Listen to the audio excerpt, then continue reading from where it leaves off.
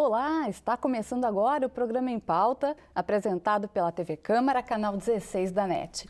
Toda semana trazemos aqui um convidado diferente, um tema diferente de interesse da população.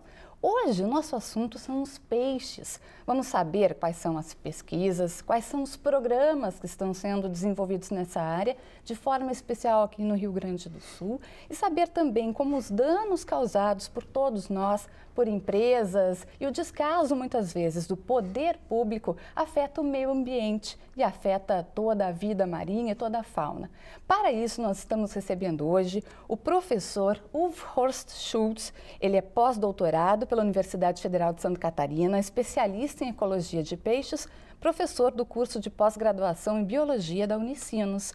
Os jornalistas convidados para o programa de hoje são o Elton Verb, editor do caderno Globaltech do jornal Zero Hora, e o Vitor Bleide Moraes, da equipe de jornalistas da Câmara de Vereadores de Porto Alegre. A todos, muito obrigada pela presença. Professor, bem-vindo ao nosso programa. Bom dia. Bom dia. Professor, tivemos ano passado um desastre ecológico que matou toneladas de peixe no Rio dos Sinos.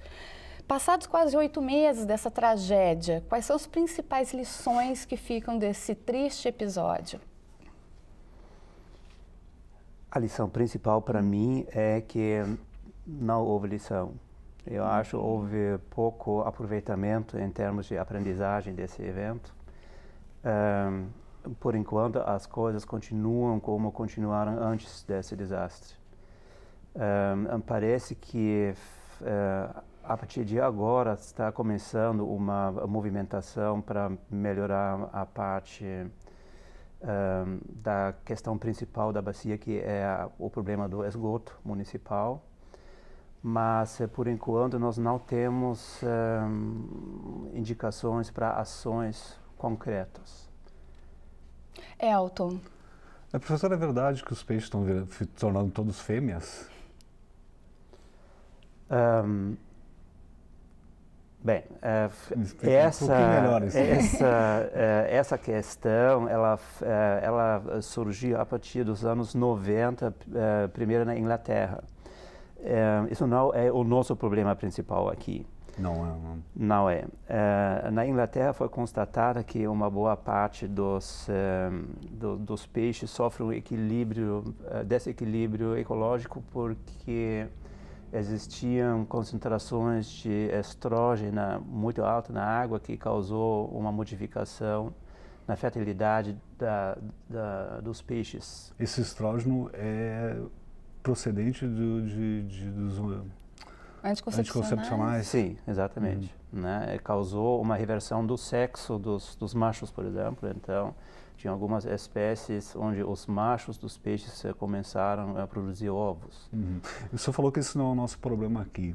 Nós temos algum tipo de, não sei se eu posso chamar isso de uma mutação, mas enfim, algum tipo algum problema dessa gravidade também, de alguma transformação mutagênica nos peixes devido à poluição aqui nos nossos rios, especificamente no Rio dos Sinos? A gente não tem dados sobre isso. O nosso problema, claramente, é a poluição orgânica e, em alguns outros casos, a poluição química. Né? O problema crônico do Rio dos Sinos é o esgoto municipal. Para dar uma ideia do problema, por exemplo, na bacia inteira, se calcula que a quantidade do esgoto tratado são em volta de 5% só. O único município na bacia trata o esgoto, que é São Leopoldo, em volta de 20% da quantidade total. Então isso significa que a quantidade inteira na bacia ela é muito pouca. Né? Todos os outros municípios, como Novo Hamburgo, Canoas, eles não tratam esgoto numa quantidade que é suficiente. São condomínios, de vez em quando, que tem uma pequena estação de tratamento de esgoto. E no nível nacional, incluindo todos os estados do Norte e Nordeste, que a gente sempre acha que são atrasados, eles tratam muito mais do que nós. E o Rio Grande do Sul é completamente atrasado nesse sentido. Né? O nível nacional, se me lembro bem, é em volta de 31%. né? Considerando 5 na bacia do Rio dos Sinos, então a gente tem uma ideia onde nós estamos. E lá polui menos também? Ou porque aqui tem, além do esgoto, tem a questão dos curtumes, que afetam boa parte ali do Rio dos Sinos, né? Sim, mas o cenário mudou um pouquinho, né? Nos anos 70, início dos anos 80, a poluição industrial era o maior problema no Rio dos Sinos, né? Depois, com a legislação que ficou mais, vamos dizer, restritiva, com a ação dos órgãos fiscalizadores, a indústria fez uma boa parte das suas tarefas de casa, né? Houve investimentos fortes na parte de tratamento do esgoto industrial. Isso não significa que hoje não tem mais problemas, né? A gente sabe que existem situações quando ocorrem lançamentos clandestinos de esgoto químico das indústrias. E um lançamento desses causou essa mortalidade de peixes no ano passado, onde morreram em volta de 100 toneladas, né, numa tacada só. Qual é o risco que o consumo desses peixes oferece ao ser humano?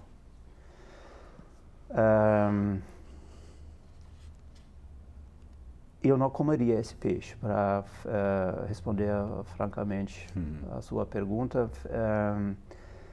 Todas as análises pontuais que foram feitas sempre demonstram altas concentrações de metais pesados nos peixes do Rio dos Sinos, principalmente cromo e, em alguns casos, níquel também.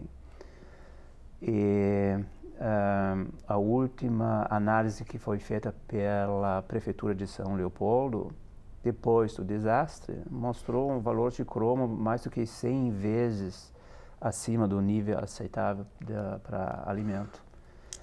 Então, eu não comeria esse peixe. E como é que eu saberia que eu estou comendo esse peixe? Se eu estou comendo ou não? Eu tenho alguma maneira de saber se o peixe que eu vou colocar na minha mesa, ele é do Rio dos Sinos, ele é saudável?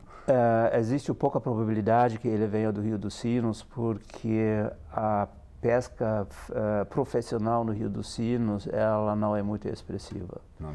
Então, peixe que você compra no mercado público de Porto Alegre, por exemplo, vem da colônia Z5, que pesca principalmente no Lago Guaíba, no Jacuí, mas no próprio Rio dos Sinos existe pouca pesca profissional.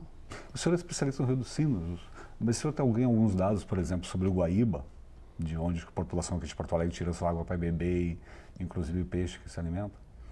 Não tem. Não tem? Não tem. Existem estudos sendo feitos sobre o Guaíba? Eu acho que a gente está sofrendo de uma grande deficiência desse tipo de estudo, né? Monitoramento de substâncias tóxicas em peixes, sejam metais pesados ou sejam agrotóxicos, por exemplo. A gente não tem muitos estudos. Essa questão de falta de pesquisas, professor, deriva do quê? Falta de investimento, é público, é das próprias universidades? Enfim, por que não temos mais estudos de algo tão importante que diz respeito à vida, né, diária do cidadão? Eu acho que é principalmente falta de recurso. Não é falta de interesse, é falta de recurso. A situação atual ela é extremamente precária. Nós temos um projeto trancado na FAPERGS, que já foi aprovado, onde o governo simplesmente não libera os recursos, né? Simplesmente assim. E quais são as áreas que o senhor acredita que seriam as principais hoje para se desenvolver pesquisa? Nessa questão de poluentes, do que exatamente? Bem, se a gente fala sobre problemas relacionados com peixes, indiretamente a gente fala sobre problemas relacionados com qualidade e quantidade de água. Então, o problema que o peixe tem é o nosso problema também, porque a gente precisa da água para beber e para muitos processos industriais, para a agricultura. Então, qualidade de água e a falta de água no verão, que nos últimos anos também era um problema. É uma questão que afeta a vida de todos nós. o mal-estar de muitas populações de peixes nos nossos rios é um indicador sobre a degradação da qualidade de água. Então, pesquisas relacionadas nessa área, eu acho que deveriam ter prioridade no futuro. Quantas espécies e qual, assim, a espécie mais sensível à poluição dos peixes do Rio dos Sinos? A gente tem mais ou menos 90 espécies na bacia do Rio dos Sinos. As espécies mais sensíveis são as espécies que têm um ciclo de vida que abrange vamos dizer, uma grande parte do rio. Existem algumas espécies que sempre ficam durante a vida toda num determinado lugar, né?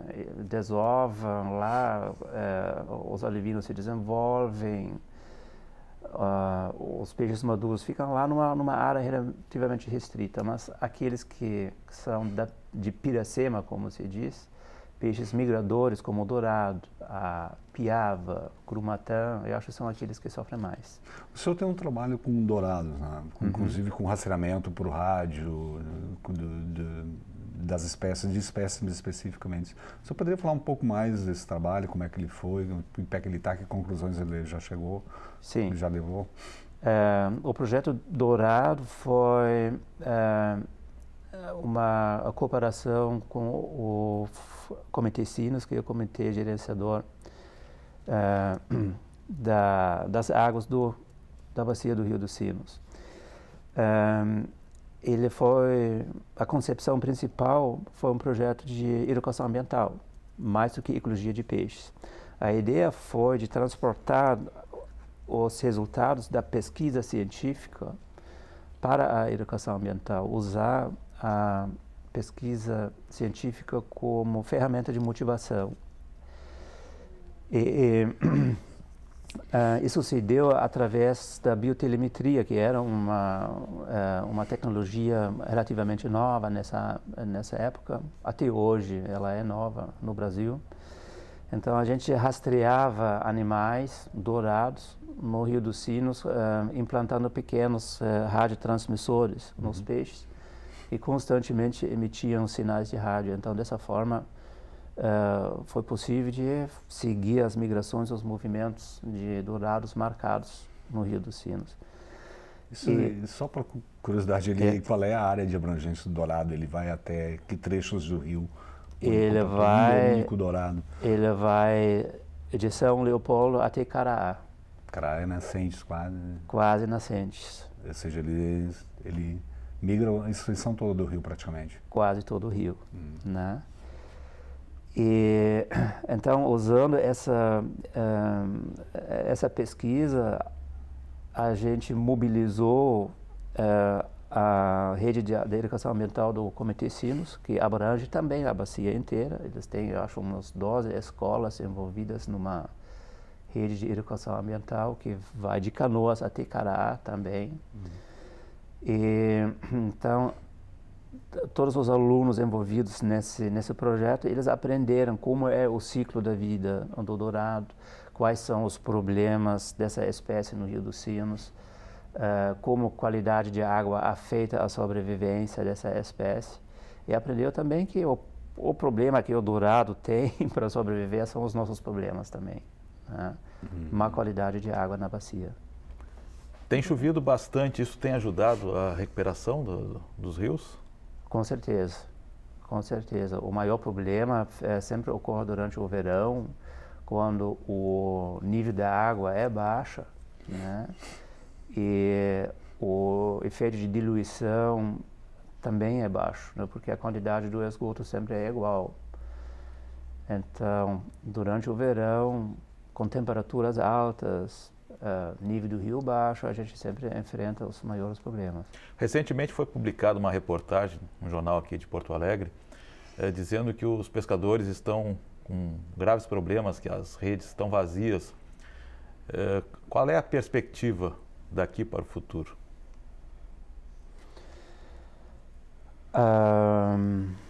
Bem, existem vários cenários. Se a gente continua assim, as redes vão ficar vazias.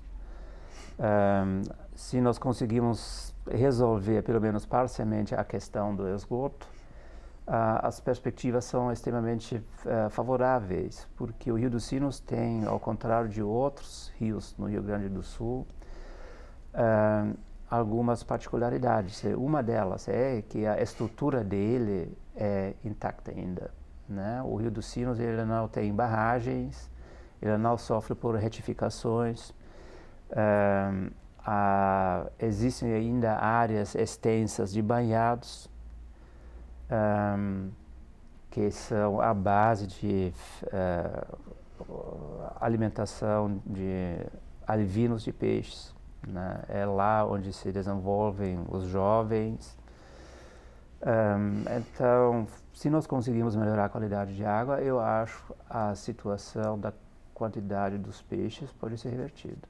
Professor, por ocasião desse desastre ecológico do ano passado, se falou que para recuperar ao estágio que estava anterior ao desastre, demorariam 3, já se falou em 5 anos. Qual é a realidade dessa questão? A realidade é que, na verdade, ninguém sabe exatamente, né? Todo o desastre não foi muito bem trabalhado. Até hoje a gente nem sabe o que causou tudo isso. A FEPAM não conseguiu apresentar dados convincentes sobre as substâncias que causaram essa mortalidade de peixes.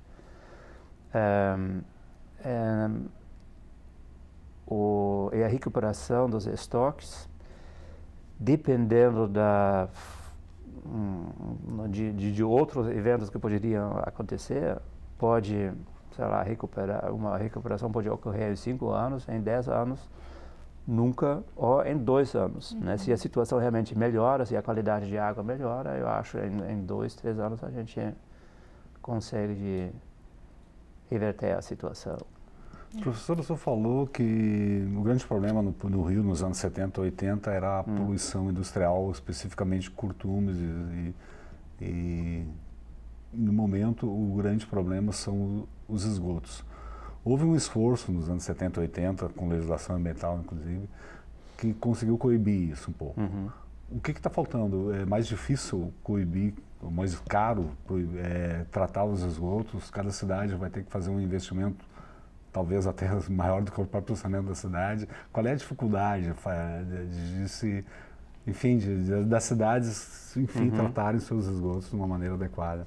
A dificuldade somos nós mesmos, né? É o próprio cidadão que não dá importância a esse assunto. Simplesmente é assim, o próprio cidadão, quando ele monta uma lista de prioridades políticas, não coloca a importância da água vamos dizer, numa pauta política, né? Se eu falo com prefeitos, eu sempre recebo as mesmas respostas. Eles dizem, olha, eu não ganho voto com tratamento de esgoto, né? Enterrando canos na minha cidade é horrível. Todo mundo reclama do transtorno no trânsito. É um dinheiro enterrado que ninguém vê. Então, para o cidadão sempre é fácil de reclamar da política, mas ele esquece que ele está fazendo a política. Eu, como cidadão, estou definindo a pauta política dos políticos. Então, a partir do momento quando eu dou o meu voto para um prefeito que tem uma pauta onde consta tratamento de esgoto, ele vai fazer, porque ele quer o meu voto. Então, eu acho a nossa própria conscientização que falta. E como é que se faz essa transformação de conscientização? O senhor que é europeu, veio da Europa, e lá as coisas começam a melhorar já há algum tempo. Como é que se faz essa transformação? Para a necessidade, simplesmente. O cidadão europeu, o alemão, ele desenvolveu uma consciência ecológica só a partir do momento quando, como se diz, bateu a água na bunda dele, né? Eu trabalhei muitos tempos no sul da Alemanha, no Lago de Constança, que é um manancial de extrema importância para abastecimento de mais do que 4 até 5 milhões de pessoas. No sul da Alemanha, fornece água para a Suíça e para a Áustria. E a condição desse lago nos anos 70 era tão ruim que os especialistas tinham medo que o sistema estava antes de um colapso, né? E a partir desse momento houve um investimento forte, em volta de 10 bilhões de dólares para coleta de esgoto, tratamento de esgoto. E a partir disso o sistema melhorou e hoje chegou no nível dos anos 20 e 30 do século passado. A água, ela é super cristalina hoje. Ela já é tão cristalina, é tão pobre em nutrientes que existem pessoas que dizem é limpo demais porque não tem nessa quantidade como tinha antes peixes, por exemplo, etc. Nem é natural ter ser tão limpa, né? Era assim, na verdade, era o estado natural, certo. Né? Só que às vezes a gente não está mais acostumado, né? Que o estado natural não é sempre tão vantajoso para todo mundo como nós imaginamos, né? Uma água com poucos nutrientes contém pouco peixe, por exemplo. Isso é natural. O senhor falou assim de prioridades políticas. Como é que o senhor está vendo esse momento atual, assim que, por exemplo, diretores de órgãos ambientais são pressionados a liberarem projetos sem devidos relatórios de impacto ambiental ou então meio que às pressas em nome de um certo desenvolvimento econômico, como se fossem os órgãos ambientais os responsáveis pelo Brasil não estar conseguindo bons índices de crescimento de PIB. Como é que você vê esse movimento assim que está se dominando nesse meio, principalmente entre classes política e econômica? Bem, a minha própria opinião é que eu acho isso um desastre, né? Ou eu dou liberdade para o meu órgão ambiental de trabalhar ou eu não dou, né? Essa interferência política tira o chão dos técnicos e cria uma atmosfera que não é favorável para o meio ambiente. Eu acho de longo prazo nem para a economia. Você acha que pode acabar em algum desastre, de repente, eventualmente, numa dia desse tipo? Previsões são difíceis para fazer, né? Mas é uma lição de responsabilidade, eu acho, né? Ou eu tenho confiança nos meus técnicos ou eu não tenho. Né? Evidentemente, aqui tem uma deficiência do governo atual. Isso eu acho mesmo que o meio ambiente pode ser um empecilho ao progresso ou o contrário? Mas, claro, a gente já tem isso, né? Infelizmente, as deficiências ambientais estão crescendo, e como esse crescimento é gradativo, a gente se acostuma, né, com a degradação anual ambiental. Por exemplo, uns, 40 anos atrás, foi normal que a gente pôde tomar água de quase todos os arroios. Hoje é normal que a gente não pode, né? E agora a gente está indo um passo a mais, né? Quando eu morava em Porto Alegre, né, nos últimos verões, eu nem pude mais tomar água da torneira, porque a água que veio do demais não era mais potável no meu padrão, né? A água tinha cheiro, eu não pude usar ela para preparar chimarrão, nem para cozinhar arroz e batata. O que a gente enfrenta aqui em Porto Alegre, principalmente no verão, quando há uma certa proliferação de algas, pelo menos essa é a justificativa que se dá. E a água aqui em Porto Alegre, você deve saber, né, fica com um cheiro muito ruim, inclusive para lavar as mãos. Você lava as mãos, sai com a mão cheirando mal. Né? Então, mas essas algas são consequência de todos os problemas que a gente está discutindo aqui, né? O aporte de matéria orgânica que fornece todos os nutrientes que fazem essas algas crescerem, né? E durante esse período, é aconselhável comer peixes do Guaíba? Ou, completando, essa água é saudável, segura de tomar, de consumir, ou apenas o encher é inconveniente? Bem, a gente sabe que essas algas podem produzir substâncias tóxicas, né? E é uma questão das análises de constar essas substâncias ou não, mas eu não vi análises desse jeito, né? eu não tomaria essa água. E o peixe? O peixe já é um pouquinho diferente. Esse cheiro que é característico para a água vem de substâncias que se depositam em peixes também, né? Então, se tu consome um peixe que tem o mesmo cheiro como a água, tu provavelmente já vai rejeitar ele pelo cheiro, né? E um peixe que tem esse cheiro eu também não comeria.